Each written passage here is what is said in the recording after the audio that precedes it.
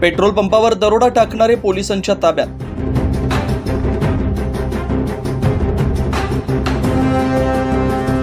मागील महिन्याभरापूर्वी रात्रीच्या सुमारास सिन्नरच्या मोहदरी घाटालगत असलेल्या एका पेट्रोल पंपावर अज्ञात 4 जणांनी कॅबिनमध्ये प्रवेश करत लाठ्याकाठ्यांचा धाक दाखवत 30,000ची रक्कम लंपास केल्याची घटना घडली होती।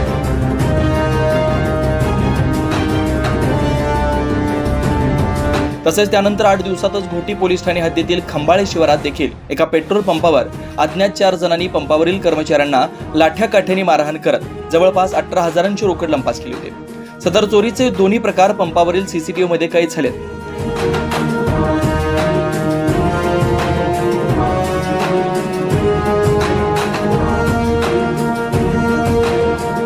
या घटनांबाबत सिन्नर आणि घोटी पोलीस ठाण्यात अज्ञातांविरोधात गुन्हे दाखल करण्यात आले होते।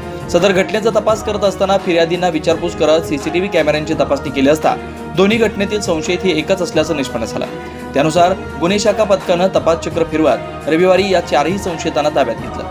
अमोल साळी, संदीप खांदवे, महेश ससाने, रवींद्र इंगळे एक विधी संघर्षित बालक असा पोलिसांनी ताब्यात घेतलेल्या संशयितांची नाव आहे।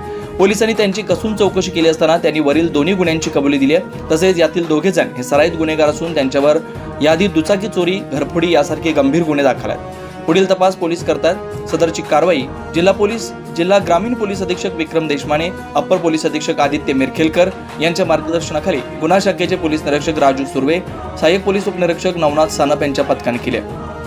9 न्यूज महाराष्ट्र ब्युरो, नाशिक।